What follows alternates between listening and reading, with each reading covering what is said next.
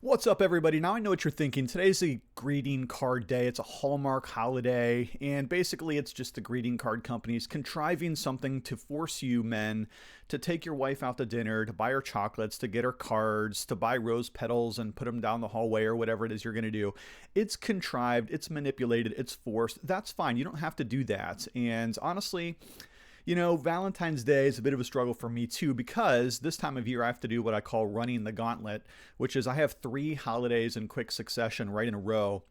I've got my wife's birthday, Valentine's Day, and then our anniversary, all just boom, boom, bop right in a row. And it's hard to be romantic 3 times in a row. I get that. And so a lot of you guys, you're like, I'm not into it. I don't do Valentine's Day. It's a Hallmark holiday. I get it. But today what I want to do is I want to talk about fighting for the sake of your marriage. Brothers, you do have to fight for your wives, literally speaking. You have to continue to keep that romantic fire burning. And so what I want to do in today's video, a little bit off the beaten path for my channel, but I want to talk about marriage today. I have a wonderful marriage. I'm so thankful for my wife. She's a sweet godsend from the Lord, and I'm very thankful for her every single day. And so what I'd like to do today, I'm actually going to take you through some of my premarital counseling. And this video might be just a tad longer than some of my normal videos, but guys, listen, hey, if your wife is a priority in your life, you might want to take that seriously. And I'm going to show you why it's important to take that seriously. Even if you don't take her out for a Valentine's Day dinner tonight, maybe you should. But even if you don't, I'm going to give you 10 principles or so that I use in my premarital classes that I think are going to help you to maintain your marriage strong and healthy. If you're new to this channel, what's up, everybody? My name is Matthew, one of the pastors here at Gospel Fellowship PCA. We are a Reformed Bible-believing church just north of Pittsburgh. If you're looking for a church like that, please come check us out. Also, adjunct professor at RPTS, the Reformed Presbyterian Theological Seminary right here in Pittsburgh. Love to have you in class at some point in the near future. Okay, so I do some premarital counseling. I've done a lot of weddings recently. Our church is in this phase where we've got a lot of young people. We're having babies like crazy. We're having people get married, usually in the other order, married first, then babies, right? But whenever I do premarital counseling, I whipped up this booklet that I made several years ago, and we just go through it. It's a bunch of Bible studies.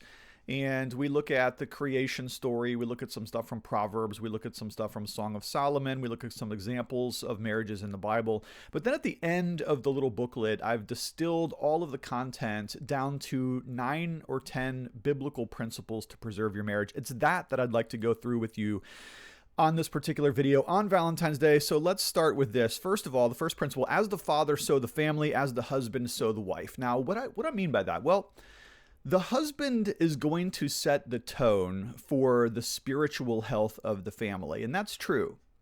Because if the husband loves the Lord and is pursuing the Lord in faithfulness, discipleship, he's learning, he's studying, he's praying, he is trying to exemplify the Christian way in his life, then 99 times out of 100, 999 times out of 1,000, the wife is probably going to follow along faithfully and very joyfully too.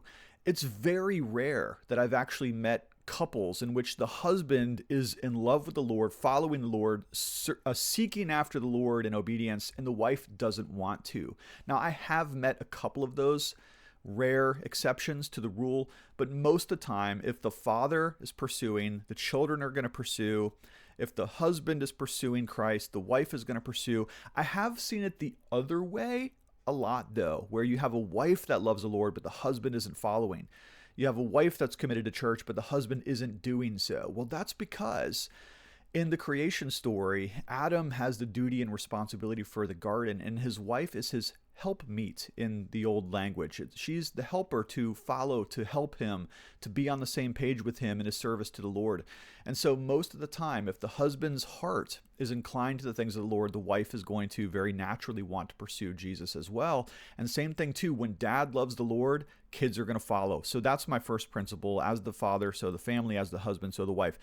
Next, the husband is a servant leader, not the leader of servants. Guys, if you can get this principle right in your minds and in your hearts and in your lives, it's going to save you a lot of trouble in marriage, okay?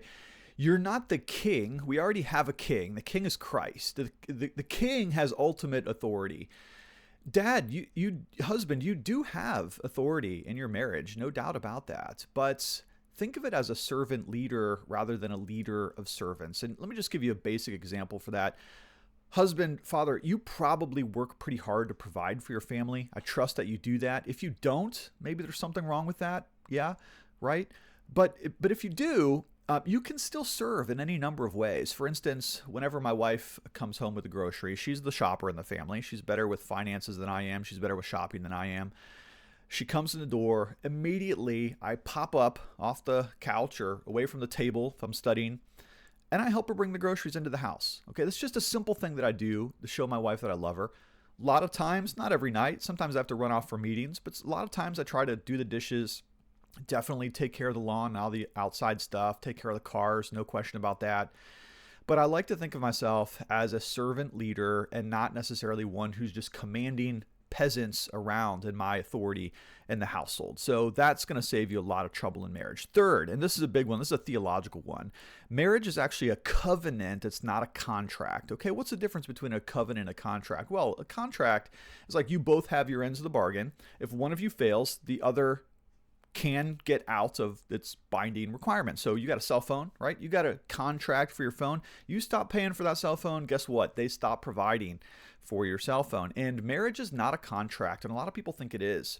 And this gets them to some really, really deep problems, because if one person fails or struggles or doesn't uphold their mutual obligations, and the other person does not get out of the contract so easily. Rather, marriage is a covenant, and a covenant is a binding set of vows and promises that are intended to be unto death. And that's why the Bible does actually use the word covenant to describe marriage.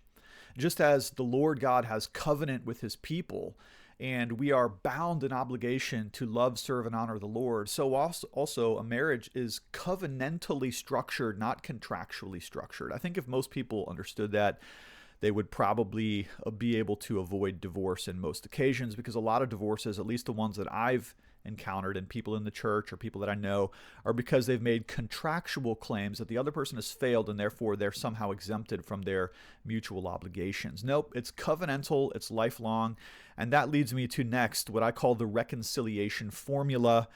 Brothers, learn this, and I promise you will be far more romantic than any chocolates can get you on Valentine's Day. The reconciliation formula is something I teach my kids, because children need to learn this, but husbands need to learn this too. It goes like this. When you mess up, you say, and quoting exactly here, "I'm sorry. Will you forgive me?" And then the spouse is supposed to say, "Yes, I forgive you, and I love you." You get those words right in your marriage, and you're going to be able to heal through so many of the daily problems that come up between husbands and wives. A lot of times we immediately get defensive. We rationalize things. We start making pseudo apologies. "Oh, I'm sorry, you felt that way." That's not an apology. Okay, an apology is, "I'm sorry for what I've done. Will you please forgive me?" And then it's very important that on the other end of the phone, on the other line, the other person says, "Yes, I do forgive you, and I love you." Now, I've taught my children how to apologize like that from the time they were small, and believe it or not, it's saved 1,000 heartaches with people that you can't forgive and you can't reconcile with. And husbands, if you would learn to do that simply, I promise you your marriage will be far sweeter than any chocolate is going to get you on this Valentine's Day. Matter of fact, whenever I do a wedding, there's a little humorous moment that I do. We do the vows and all that, exchange of rings. Often I will practice that again in front of everybody. Apology, forgiveness, that's the way it works. If you can learn to apologize and receive forgiveness, I'm telling you, man, your relationships are going to be in good order for the most part. Next, I'll get out of here. What is that? Next, the word that shall never be spoken in your marriage is the D word. It's the word divorce, obviously. Gosh, you want to destroy your marriage? Do you? Start threatening divorce. That'll break it down. That'll end all trust. That will cause your marriage to erode and corrupt faster than anything else. I mean, there are some other things that if it gets into your marriage, it'll destroy you too, like pornography or financial lying and deceit. There are certain things that can really destroy a marriage. But if you want to break it down quick, just start talking about divorce. I say to my couples that I'm premarital counseling, don't ever use the word. Never use it. Don't refer to it. Don't use it as a threat. Don't use it as force. Don't use it as a weapon. Don't use it to coerce or to manipulate. Just stop talking about that. If you've ever threatened to divorce your spouse, Whether you're serious, half serious, or even 5% serious, just don't ever do it. It's not even theoretically possible. Your goal is to maintain this marriage, not to see it destroyed from within. Next, the 50-50 rule. Where are we at here? Let's get that up on the screen. There we go. 50-50 rule is the idea that more times than not, when marriages fail, it's probably half you and half them. Now, every time I do marital counseling, when a couple's in trouble, they will come in and they'll tell me everything that their spouse did to wrong them. And they very often present it as though it's 100% the other spouse, maybe 90%, and it's very rarely their fault for where they've gotten themselves into in the state of their marriage. But you know what?